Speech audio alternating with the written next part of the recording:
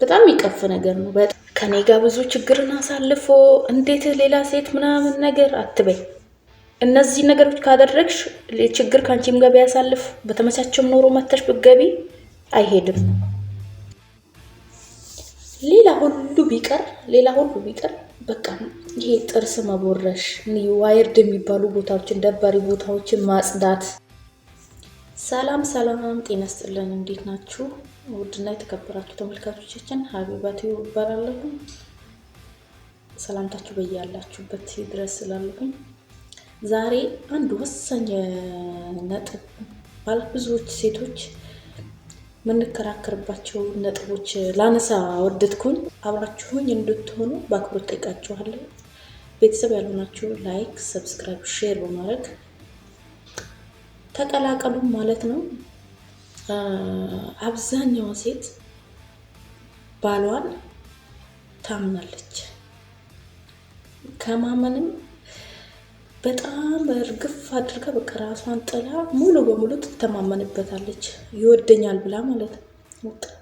እኔ አሁን ምንም ብመስል ሌላ ሴት አያይም ከኔ ውጭ፣ እኔ እኮ ውስጡን አውቀዋለሁ ይሏቸዋል 100% እርግጠኛ ሆኖ።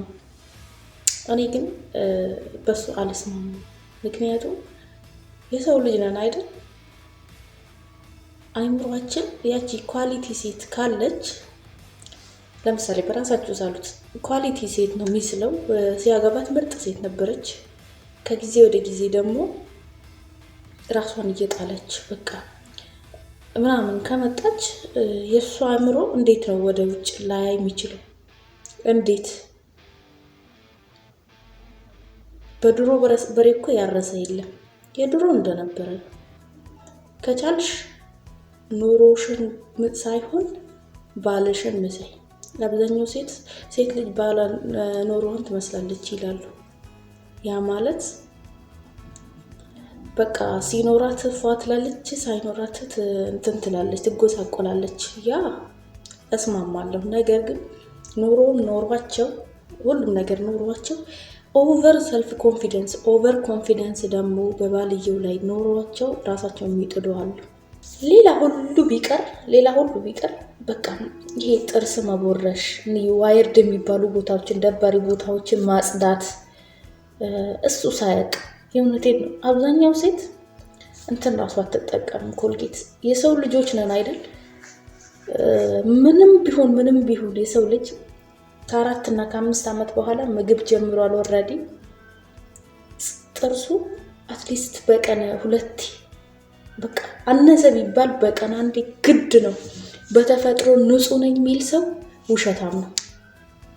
ሲጀመር ይሄ ቅንድብ ለዚህ አይታየው።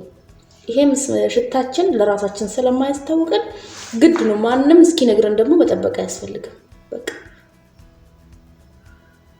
እነዚህ ደባሪ ቦታዎች እንዴት ብሎ ባልሽ አንቺን አጽጂ ብሎ ይነግርሻል? ቆይ በጣም ይቀፍ ነገር ነው፣ በጣም ማለት ነው።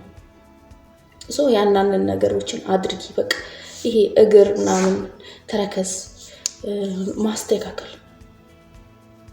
በጣም ንብረት ከመጣ የተወሰነ ነገር ካለ የእውነቴን ነው አጋዥ ይጨመርልሽ። ጥሎሽ ይሄዳል። ምንድነው ምክንያት ሲባል ባይናገር እንኳን 100% የአብዛኛው ወንድ ምክንያት ያ ነው። ራሷን አትጠብቅ። ያ ከሚሆን የተወሰነ ገንዘብ ካለ ለመጨመር አትሞክሩ ሴቶች። ይውላችሁ እኔ ለአጋዥ የምትወጣው ብር ተቀምጣ እኔ ለወር አስቤዛ ለወር በርበሬ ባስፈጭባት ምናምን አትበይ። ገና ባለሽን ጥቅላ ብትወስድ ትመጣለች። ስለዚህ ትንሽ ነገር ካለ ከዕለት ገቢ ከቤት ኪራይ ከምናምን ትንሽ ሚሻል ከሆነ ሰራተኛ አስቀጥሪና ራስሽን መጠበቅ ጀምሪ። እሱም ውጭ ማየት የሚጀምረው የዛ ሰዓት ነው። ገንዘብ በሌለው ሰዓት ወንድ ልጅ ውጭ አያይም። በነገራችን ላይ ምንም ብትሆኚ ቡቱቶም ምንም ብትሆኚ ውጭ አያይም። አዎ ግልጽ ነው። ዋነኛው ምክንያት የገንዘብ መምጣት ነው። በድህነቱ ሌላ ሚስት የጨመረ ወንድ አይተን ልናቅ እንችላለን፣ ግን በጣም የወረደ ነው። በጣም ትንሽ ፐርሰንቱ ነው ማለት ነው። ጥርሳችሁን አጽዱ። ይሄ በቃ ማታ ሻወር መግባት ባትቺ እንኳን እንዲህ ጉርድ ሻወር ምናምን ነገሮችን ገብተሽ ራስሽን ፍሬሽ አድርገሽ ለመጠበቅ ሞክሪ። ካመለጠ በኋላ ይሄ ምንድነው የታችኛውን ከንፈር ትቶ የላይኛውን ከንፈር መንከስ እንትን አይደለም፣ ምንም ፋይዳ የለው። በቃ መጀመሪያ ሳይሄድ በፊት ነው ይሄን ነገር ማድረግ። ምንም መተማመን የሚባል ነገር የለም። በተፈጥሮ ንጹህ ነኝ እኔ አይሸትብኝም ምናምን እኔ አልስማማ። ሁላችንም የሰው ልጆች ሸታች ነን። ካልታጠብን ሽታ አለን። ኦኬ ቆንጆ ፉንጋ ምናምን ስለተኮነ ሳይሆን ሁላችንም ሽታ አለን። ይሄን እናምናን ደግሞ ማጽዳት ነው በቃ በውሃና በሳሙና የሚወገድ።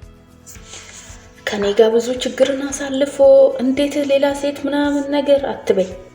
እነዚህ ነገሮች ካደረግሽ ችግር ካንቺም ጋር ቢያሳልፍ በተመቻቸም ኖሮ መተሽ ብትገቢ አይሄድም። ካላደረግሽ ግን ዱንቡሎ አንቺ ሳታግዢው ለዚህ ደረጃ ማለት ነው እንደዚህ ጆሮን ይዘሽ እዚህ ደረጃ ደርሰሽው ሌላ ሴት ማየቱ አይቀርም። በውለታ ምናምን ወንድ ልጅ ይመለሳል ብሎ ማሰብ በጣም ዘበት ነው። በውለታ ለማያዝ መሞከርም ዘበት ነው። ራስሽን ትጥይና በጣም ትሰሪ ከነበረ ዛሬ ኖሯችሁ ትንሽ አንደር ስቴፕ ከፍ ካለ ያኔ ስታርት አድርጊ ጀምሪ። ባልሽ ለምንድን ነው የማይቀየረው? ያንቺ ፊዚካላችንም መልካችንም እየተቀየረ አይደለ? አመታት በጨመሩ ቁጥር የሚሄዱት ያንቺ ባል የሚቀየርበት የማይቀየርበት ምክንያት ምንድን ነው? እንደዚህ ብላችሁ ራሳችሁን አታሞኙ። እኔ ያን አመት እኔ የሰው ሀገር ስሰራ ሀገር ውስጥ እንደዚህ ስሸከም እንደዚህ ስሰራ አብሬ ሆኜ ዛሬ ብር ሲያገኝ ሄደ። አንቺ እንደ ዛሬ መሆን አለብሽ፣ እንደዛኔ ሳይሆን። ያኔ ሁለታችሁም በቃ እንደ አህያ ተሰሩ ከነበረ አንቺ እዛው ቀውየሽ፣ እሱ ግን በጣም ተሻሻለ፣ ፕሮቶኮሉን መጠበቅ ጀመረ። እንዳየሩ መሆን አለብሽ ነው። ራሳችሁን እንዳየሩ ለማሳመን ሞክሩ። በቃ ዛሬ ድክርት ከነበርሽ ነገ ደግሞ ጥሩ ቀን መጣና እኔ በእንደነገው ትናንትም እንዲህ ስላስለምድኩ ምናምን አያስኬድም። ጸዳ ለማለት መሞከር ነው። እና በወንዶቹ ደግሞ እንመጣበታለን። በዚሁም ተቃራኒ ደግሞ ወንዶች ስላላችሁ እንሄድበታለን። ሴቶችዬ እንደዚህ በማድረግ ቤታችሁንም ራሳችሁንም እድሜያችሁንም ጠብቁ። ምክንያቱም አንቺ ስንት ዓመት ያፈራሽውን ትዳር የሆነ ሴት መጣ ስትበትነው እድሜሽ ላይ ነው የሚቀነሰው። ብዙ ነገርሽ ላይ ይቀነሳል። ሳይፎን እናውቀዋለን። ስለዚህ ቤተሰብ አድርጉኝ። ወዳችኋለሁኝ። እስኪ በወንዶቹ ተመልሰን እንመጣበታለን። አመሰግናለሁ። ባይ